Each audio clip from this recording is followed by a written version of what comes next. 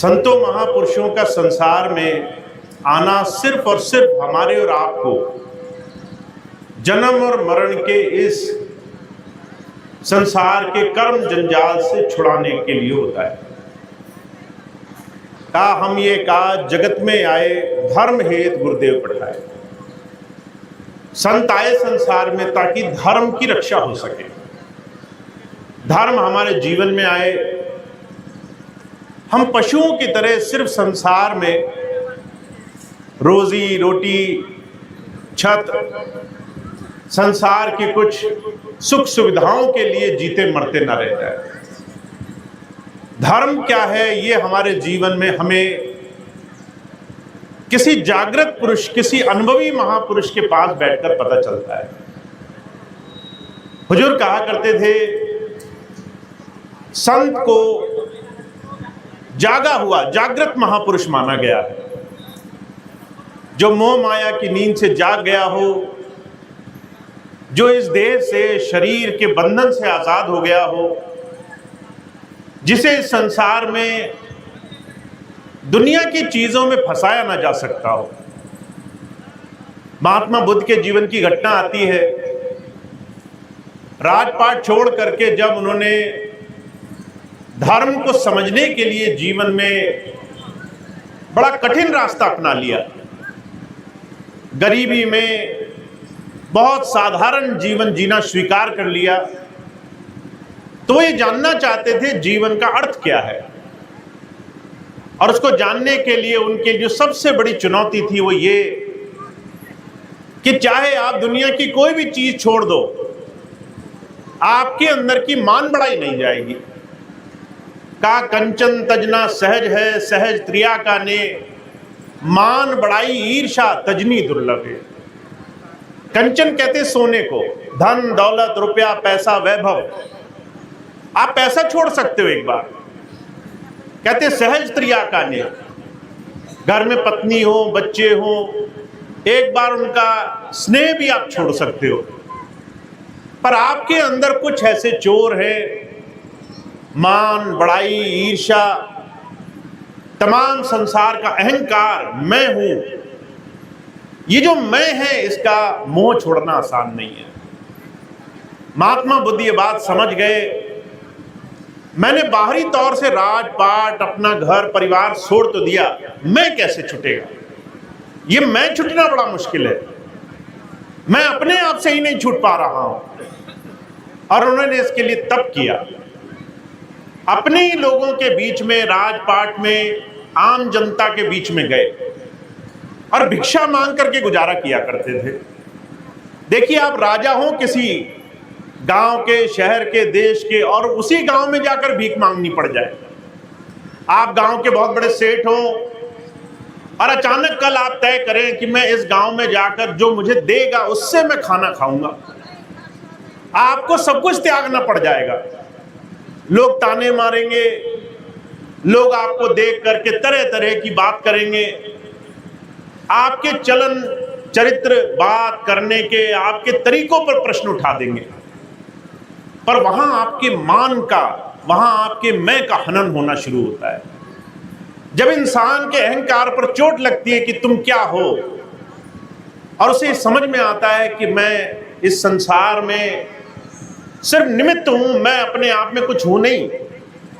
परमात्मा की जब मर्जी आएगी वो मुझे उठा सकता है संसार से, मेरी अपनी ताकत कुछ नहीं। जब ये मान, ये संसार का अहंकार दूर होता है, तब जाकर के अंदर जो बहुत गहरी चीज छुपी हुई है वो निकलकर सामने आनी शुरू होती है। इसलिए जब जब महापुरुष आए, उन्होंने कहा, भीखा जी महाराज एक संत हुए, उन्होंने कहा, भीखा भूखा कोई नहीं, सबकी गठरी लाल, गिरे कोल नहीं देखते ताते भय कंगाल। हम और आप गरीब नहीं है, हम और आप लाचार नहीं है, बेचारे नहीं है, हम और आप संसार में दरिद्र नहीं है। हम लोग भूले हुए हैं। हम अपने आप को इस शरीर, इस मन बुद्धि, इस सांसारिक चीजों से पहचानते हैं। स्वामी जी महाराज बड़ी सुंदर एक किस्सा सुनाया करते थे। कई बार आपने कहानी सुनी होगी। शेर का बच्चा भेड़ बकरियों में गुम हो गया, गडरिये के साथ पला बड़ा और वो दहाड़ना छोड़ करके मेमने लगा। कहानी सुनिए ना, एक शेर का बच्चा वो बकरी बन गया क्योंकि उसने संगत बदल ली। हम और आप बकरी बन गए क्योंकि हमने अपनी संगत बदल ली, मन की संगत कर ली, संसार की चीजों में उलझ गए। लोगों से हम संसार से अपने आप को पहचानने लगे, अपने नाम से अपने आप को पहचानने लगे। मैं फलाने नाम का, फलाने परिवार, फलानी जाति, धर्म, ये वो, इन तमाम नामों से हम अपनी पहचान बताते हैं अपने संसार में। गुरु जब आता है वो कहता है ये तुम्हारा मैं है, ये तुम्हारा अहंकार है, ये तुम्हारे देह की पहचान है जिस देह में तुम जन्मे हो। आज अगर इस परिवार में जन्मे तो तुम्हारा नाम ये पड़ गया, पर तुम्हें कैसे पता आज से 1000 बार तुम पहले अलग अलग परिवारों में नहीं जन्मे, तुम्हारे अलग अलग नाम नहीं हुए। आज तुम ब्राह्मण बन गए, हो सकता है कल तुम क्षत्रिय रहे हो, उससे पहले हो सकता है तुम वैश्य या शूद्र रहे हो सकता है उससे पहले तुम कुछ और रहे हो। तुम्हें इसका कैसे पता? ये बात हम तब तक नहीं जानते जब तक हमारा संसार में अहंकार से छुटकारे का रास्ता हमें नहीं मिलता है। जब महात्मा बुद्ध ये बात समझ गए कि मुझे इससे छुटकारा तो पाना ही होगा, तो उन्होंने शरणागत होना शुरू किया। उन लोगों के बीच में गए जिन लोगों को समाज में, गांव, कस्बे, मोहल्लों में सबसे साधारण माना जाता था। उनसे भिक्षा मांगी, कहा माता मुझे दो। जो मिलता था उससे वो गुजारा करते थे और उस गुजारे से धीरे धीरे उन्होंने अपने सांसारिक बड़े बड़े जो भी उस प्रभु और हमारे बीच में रुकावट होती है उसका नाश करना शुरू किया। वहां से उनके आत्मज्ञान की शुरुआत हुई, वहां से उनकी यात्रा शुरू हुई। हम और आप अगर आज इस कलयुग में प्रभु पाना चाहें, गुरु से अगर हम अपने जीवन को जीते जी समझना चाहें, तो जुर कहा करते थे हमें भी संसार में अपने सांसारिक पहचान से, अपने सांसारिक समझबूझ, दुनियावी बड़े बड़े जात पात के, बड़े बड़े बाहरी संप्रदायों के नाम और पदवियों से अलग होकर के गुरु से प्रेम करना पड़ता है। संत को हमें शिष्य होकर जानना पड़ता है, गुरु के पास जाने के लिए शिष्य होकर जाना पड़ता है। हम कोई नाम, पदवी, कोई सामाजिक रुतबा लेकर के गुरु के पास नहीं जा सकते।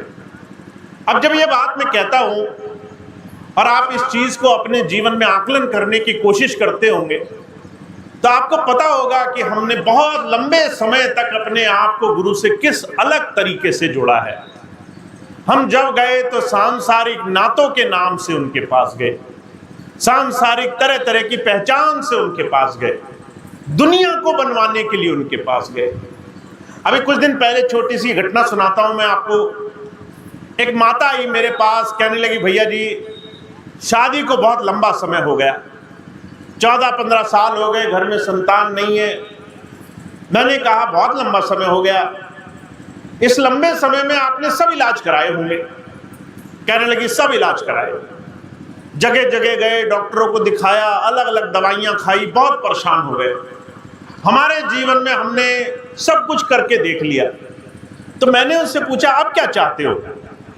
कहने लगे हम चाहते हैं घर में एक संतान हो जाए, हमारे आगे नाम लेने वाला हो जाए। मैंने कहा ये तो तुम्हें बड़ी भूल है, तुम्हारा नाम कोई लेगा, ये तुम्हें बड़ी भूल है। संतान हो जाए वहां तक तो ठीक है, पर वो संतान तुम्हारा नाम बढ़ाएगी आगे, ये तुम्हें बड़ी भूल है। तुम ये भूल जाओ कि संसार में किसी का नाम, किसी का रुतबा, किसी की पहचान चलती है।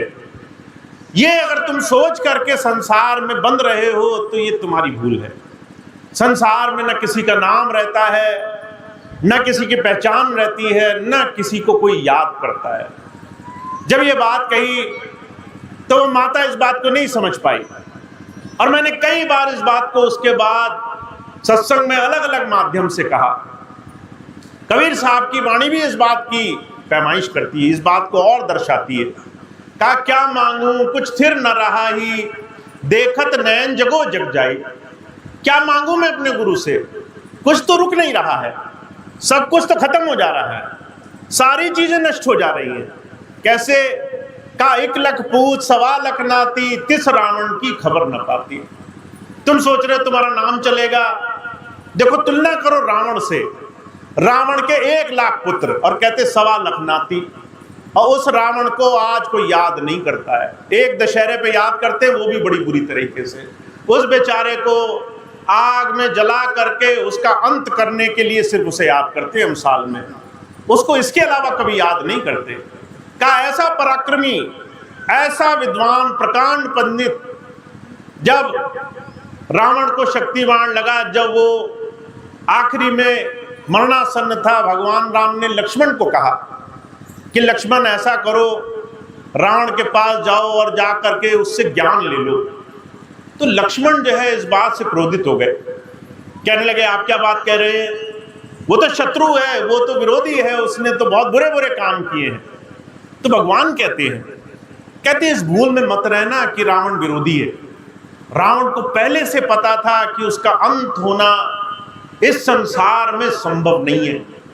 उसे पहले से पता था कि संसार में उसको कोई नहीं मार सकता है, फिर भी उसने मुझसे विरोध सिर्फ इसलिए लिया ताकि वो मोक्ष का अधिकारी बन सके। उस जितना ज्ञानी कोई नहीं, उस जितना प्रकांड पंडित विद्वान कोई नहीं। वो अगर आज बुराई का पात्र है तो इसलिए कि वो चरित्र नहीं संभाल सका, वो चरित्र से गिर गया, इसलिए आज उसका कोई नाम नहीं लेता। इसलिए कबीर साहब कहते हैं इस भूल में तो ना रहना कि संसार में ये बाहरी पहचान हमारे किसी तरीके से काम आएगी। ये पहचान झूठी है, कुछ समय की है। इस पहचान को धीरे धीरे समय समय पर संसार से मिटाया जाता रहा है। अगर तुम्हें विश्वास ना हो तो तुम अपने पूर्वजों के नाम गिना करके दिखाओ मुझे। अगर आप याद करने की कोशिश करोगे तो आपको पिताजी के पिताजी का नाम याद होगा। अगर आप और कोशिश करोगे तो तीसरी पीढ़ी का नाम याद होगा, पर चौथी पीढ़ी का नाम नहीं याद होगा किसी को। पांचवी छठी पीढ़ी तो भूल ही जाओ, पांचवी चौथी पीढ़ी से लोग आते आते नाम भूल जाते हैं। 100 साल होते होते लोग नाम तक भुला देते हैं। हम जिस बाहरी चीजों में लगे हैं उसे संत समझाना चाहते हैं। कहते हैं बाहरी पहचान मिटा करके गुरु के पास शरणागत होकर, शिष्य होकर जाना, ये हमारे जीवन में हमारे और गुरु के प्रेम की शुरुआत है। गुरु से हमारे जीवन में आध्यात्म की शुरुआत तब होती है जब ये मैं हमारे और उस प्रभु के बीच से मिटना शुरू हो जाता है। इसलिए कबीर साहब ने बड़ी साधारण सी पैमाइश रखी है, आज के कलयुग में बहुत जरूरी है। कहा जब मैं था तब हरि नहीं, अब हरि है मैं नाही, प्रेम गली अति सांकरी या में दो नस नाही। अगर गुरु से प्रेम के रास्ते को पाना चाहते हो तो जीवन में बाहरी जितनी भी पहचान है उसका अभिमान, उसकी बड़ी बड़ी बड़ाई छोड़ करके शरणागत हो करके उनके पास जाना पड़ेगा। हमें भूल करके जाना पड़ेगा कि मैं कुछ हूं। हुजूर कहा करते थे, शास्त्रों में जिक्र आता है, सुखदेव वो जो है कई कलाओं के ज्ञाता थे, अंतर से उस शब्द नाम से अपने बहुत अंतरकाल से जुड़े हुए थे, पर उन्होंने गुरु नहीं किया। जब गुरु नहीं किया तो एक दिन पिताजी के पास गए, कहने लगे पिताजी मैं ध्यान करता हूं पर एक समय के बाद मेरा ध्यान रुक जाता है, मैं आगे नहीं जा पाता। पिताजी थे वेद व्यास जी, कहने लगे इसके आगे जाने के लिए तुम्हें किसी पूर्ण गुरु के पास जाना पड़ेगा। अब सुखदेव ने सोचा मैं तो ब्रह्म ज्ञानी हूं, मैं तो खुद ही सारी चीजें जानता हूं, इन तमाम चीजों के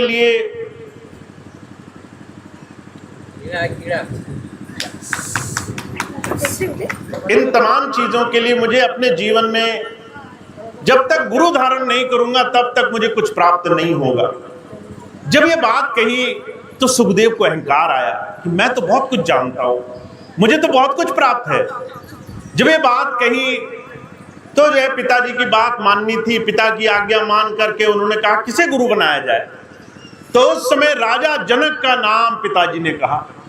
अब ये सुनकर के सुखदेव का और मन खराब हो गया, मैं त्यागी, मैं सन्यासी, मैं ध्यान करने वाला। और पिताजी कहते हैं गुरु बनाओ एक ऐसे व्यक्ति को जो भोगी है, राजा है, विलासिता में, धन दौलत के नशे में चूर रहता है, जिसका काम ही यह है कि जीवन में विलासिता में उलझा रहे, मन में सोच सोच करके कि पिताजी ने जो मुझे गुरु बताया वो उचित नहीं है। जब तक मैं रहा तब तक वो इस बात को नहीं समझ पाए कि आखिर में गुरु किस शक्ति का नाम है। कई बार सुखदेव गए और वापस लौट आए, धीरे धीरे अभाव से उनकी शक्तियां जाती रही। पिताजी ने देखा ये अभाव के कारण सब कुछ खो देगा। पिताजी ने दया करी, वेद व्यास जी ने उसे गुरु दरबार तक पहुंचाया। जब राजा जनक के पास सुखदेव पहुंचे तो उन्होंने एक बहुत बड़ा कौतुक देखा। राजा जनक जो है अंतर से ब्रह्मज्ञानी, पर बाहर से अगर देखा जाए साधारण राजा थे। उनके दरबार में पैर रखते ही पीछे से खबर आई कि अचानक महल में आग लग गई, बहुत खतरनाक आग है, सारा महल जल रहा है और सारे लोग महल छोड़कर बाहर आ जाएं। लोग भागने लगे जान बचाने के लिए। सुखदेव ने सोचा ये कैसे गुरु हैं, इनके तो अपने ही घर में आग लग गई। मन में अभाव की सीमा बड़े चरम पर थी। धीरे धीरे आगे बढ़ते गए, सिंहासन पर राजा जनक को देखा तो राजा जनक एक पैर आग में और एक पैर राज सिंहासन पर रखकर बैठे थे। अब ये देख करके सुखदेव की आंखें खुली, कहने लगे भूल मुझसे हुई, मैं एक बाहरी शरीर, बाहरी स्वरूप, बाहरी रूप रंग देख करके उसी को सच मान बैठा। मुझे ज्ञान हुआ, फिर भी मैंने इन आंखों से, इन बाहरी चीज़ों से गुरु को परखने की कोशिश की। और आखिर में जब उन्होंने नाम लिया, ज्ञान ले लिया, जब उन्हें धीरे धीरे अंतर ज्ञान हो गया, जब वापस आए पिताजी के पास तो पिताजी पूछा करते थे अब तो तुमने गुरुजी से नाम ले लिया, अब बताओ गुरु कैसे हैं। तो सुखदेव कहते हैं गुरु की तुलना नहीं की जा सकती, गुरु की चर्चा नहीं की जा सकती, गुरु को किसी और से मिलान करके नहीं बताया जा सकता। तो पिताजी पूछते हैं अरे कुछ तो बताओ, गुरु तुम्हारे सूर्य के समान होंगे।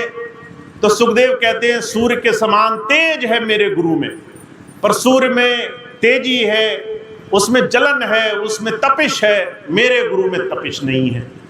पिताजी ने पूछा चंद्रमा के समान होंगे। तो सुखदेव कहते हैं चंद्रमा की तरह शीतलता है, ठंडक है, पर जो है चंद्रमा में दाग है, गुरु बेदाग है, गुरु में कोई दाग नहीं है। हुजूर कहा करते थे हम इस संसार में गुरु को, गुरु की ताकत, गुरु की दया महर को तब समझते हैं जब हम अपने बाहरी तमाम बंधनों को छोड़कर शरणागत होना शुरू करते हैं। तो वो भाग्यशाली हैं जिन्हें जीवन में ये मौका मिला है।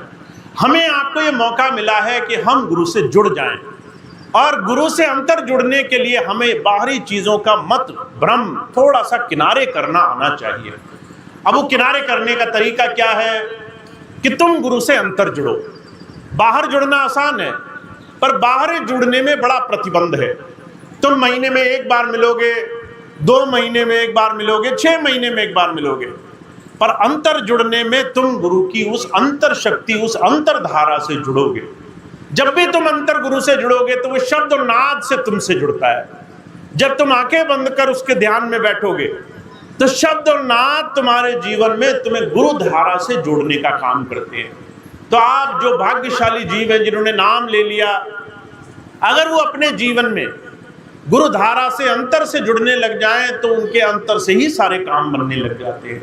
सारे जीवन के काम सिर्फ गुरु की याद करने मात्र से होने लग जाते हैं। सारे काम गुरु की दया से उसके जीवन में जुड़ने मात्र से जीवन में आसान होने लग जाते हैं। तो हमारे और आपके सामने एक लक्ष्य है, हम अपने जीवन में जिस नाम को ले आए हैं उस नाम को हम अपने जीवन में धारण कैसे करेंगे। इस प्रथा का नाम, इस संगत का नाम धर्म है। जो तुमने ले लिया उसको तुम जीवन में अपनाओगे कैसे। नाम जो तुम्हें मिल गया उसे तुम जीवन में अपनाओगे कैसे, उसे रोज रोज अपने जीवन का अंग कैसे बनाओगे, उसे अपने जीवन में आत्मसात कैसे करोगे। कबीर साहब कहते हैं उसके 3 तरीके हैं, आपको एक एक करके इन तरीकों से गुजरकर आगे बढ़ जाना है। कहा जाप मरे अजपा मरे अनहद हु मर जाए, सूरज समानी शब्द में ताको काल नहीं खाए। नाम ले लिया, अब नाम का जाप किया करो, सिमरन पक्का किया करो। चलते फिरते, उठते बैठते, सोते जागते, खाते पीते, कोई भी काम करो और एक नियम बना लो कि जितना खाली रहो उतना इस मन को गुरु नाम के सिमरन में लगाए रखो। आप कोई भी काम करो, आप खेत में बैठे हो, मन खाली है, सिमरन करो। आप खाना बना रहे हो, सिमरन करते करते खाना बनाओ। आप खाली बैठे हो, कुछ काम नहीं कर रहे हो, मन में सिमरन जारी रखो। आपके इस मन का सिमरन आप कभी भी कर सकते हो और इस सिमरन को करने की कोई भी बंदिश नहीं है। आप 100 बार करो, आप 1000 बार करो, आप लाख बार करो। इसको जितना आप गुरु नाम के सिमरन में लगाओ उतना आसानी से काम बनेगा। अब बहुत से लोग मुझसे पूछते हैं कि भैया जी एक बार करके खंडित करना उचित है कि नहीं है, करते करते रुक गए तो क्या दोबारा उस दिन करना चाहिए? तो मैं आपसे कहता हूं कि अगर आपको 2-2 मिनट का समय मिले, अब बीच में काम आ जाए, आप मन से गुरु नाम का सिमरन छोड़कर काम में लगो, जैसे काम खत्म हो फिर से 2 मिनट का समय फिर से करने लग जाओ। ऐसे आप 1000 बार भी सिमरन करो तो सिमरन करने का मन को अभ्यास हो जाता है। कबीर साहब कहते हैं, इसे कहते हैं जाप करना। जाप का मतलब है शारीरिक प्रयासों से गुरु नाम को याद करने की कोशिश करना। आपको याद नहीं आया, आपने फिर से दोहरा जाप किया। आपने कुछ काम किया, बीच में समय मिला, फिर से जाप किया। ये हो गया जाप करना। अब इसकी एक दूसरी अवस्था है अजपा जाप। अजपा जाप कहते हैं कि अपने आप मन में निरंतर मन का गुरु नाम से जुड़ाव बना रहे। आप जाप करो या नहीं करो वो चलता रहेगा। आपकी इतनी अच्छी आदत बन जाएगी कि आप चाहे आपका ध्यान हो या नहीं हो, मन में अपने आप गुरु नाम का सिमरन चलता रहेगा। वो सिमरन टूटेगा नहीं, वो हमेशा अटूट हो जाएगा, वो अंतर बना रहेगा। और महाराज जी कहते हैं इसकी एक तीसरी अवस्था होती है अनहद। एक अंदर से आवाज आने लग जाएगी। वो आवाज आपको दुनिया की कोई शक्ति नहीं दे सकती, पर गुरु नाम के सिमरन करने से वो आवाज सहज अपने आप अंदर प्रकट हो जाती है। जिसके वो आवाज आने लग जाती है वो बड़े भाग्यशाली हो जाते हैं। चलते फिरते उठते बैठते अंतर से नाद आने लग जाए, अंदर से वो शब्द आने लग जाए और हम उस शब्द को सुनने वाले बन जाए। जब वो आवाज आए आपको और आप उसको शब्द को सुन रहे हो, उससे हमारे जीवन के बड़े बड़े पाप कर्मों का नाश हो जाता है, बड़े बड़े कर्जे हमारे माफ हो जाते हैं, बड़ी बड़ी हमारे जीवन के बुरे कर्मों का नाश उस आवाज को सुनने मात्र से हो जाता है। तो महाराज जी कहा करते थे हमारे और आपके जीवन में हमें गुरु से जुड़ने के लिए, अंतर गुरु से अपने आप को जोड़ने के लिए इस अवस्था तक आना जरूरी है। इस अवस्था तक आने के लिए हमें अपनी 2 अवस्थाएं शुरू की करनी जरूरी है। तो अगर आपने अभी नाम लिया, आप चलते फिरते जाप किया करो। बहुत लंबा समय हो गया नाम लिए हुए, तो आपको उस अवस्था में आना जरूरी है कि आप नाम लो नहीं लो, अंदर हमेशा नाम चलता रहे, अंदर हमेशा नाम का जाप आपके होता रहे। और अगर आपने इस काम को कर लिया और आपको अंदर से आवाज आने लग गई, शब्द धुन आने लग गई, वो अंतर की आवाज आपको प्रकट हो गई, तो उसके बाद गुरु आपके अंग संग हो करके आपके जीवन में आपके काम बनाता है। तो हमें इस रास्ते पर लगना है, धीरे धीरे इस काम को, इस व्यवस्था को अपने जीवन का हिस्सा बनाना है कि हम गुरु नाम से जुड़ जाएं। तो आज तो मैं इतना ही कहूँगा कि हमारे जीवन में आज के इस कलयुग में हमारा गुरु नाम से जुड़ाव, गुरु नाम से प्रेम प्यार होना चाहिए। और आप जिन्होंने नाम ले लिया वो इस नाम से जुड़ करके इस काम को खूब खूब कर सकते हैं। तो आप इस नाम की कमाई में लगे, खूब खूब गुरु नाम से अपने जीवन को सजाएं, गुरु की याद से अपने जीवन को बनाएं, ताकि ये जीवन आपका सार्थक हो। इतनी बात कह के मैं अपनी बात समाप्त करता हूँ। आप सबका बहुत बहुत धन्यवाद। आज आपने इस सुंदर कार्यक्रम में अपना सहभागिता निभाई। अभी मुझे पता चला सुबह बरसात की वजह से जहाँ सत्संग का कार्यक्रम होना था वहाँ व्यवस्था बड़ी अस्त व्यस्त हो गई, और हमारे प्रेमी भाइयों ने देखिए कितनी तेजी से ये व्यवस्था बनाई कि इतनी परेशानियों के बाद भी सत्संग को उन्होंने नहीं छोड़ने दिया। आपके लिए व्यवस्था बनाई कि आपका सत्संग न छूटे, आपको गुरु दर्शन मिले, आपको बैठ करके स्वामी जी का नाम लेने का मौका मिले। तो ऐसे तमाम हम सेवादार भाई बहनों का बहुत बहुत आभार प्रकट करते हैं, जिन्होंने दिन रात एक करके सारी परेशानियां एक किनारे करके आज के सुंदर कार्यक्रम का आयोजन किया है। आज सभी भाई बहनों के इस सुंदर प्रयासों के लिए और इतने सुंदर कार्यक्रम के लिए एक बार फिर से आभार। अब आज का कार्यक्रम समाप्त होगा, एक प्रार्थना होगी और उसके बाद आज का कार्यक्रम समाप्त होगा। भाई संजीव जी से अनुरोध करूंगा, जो आगे की सूचनाएं हैं, अगले महीने के जो कार्यक्रम हैं वो आपको बताएं, आप उनका अपने आने वाले कार्यक्रमों का लाभ उठा सकें, उनमें आप पहुंच सकें और आप खूब आगे का समय गुरु के सत्संग और सेवा से गुजार सकें।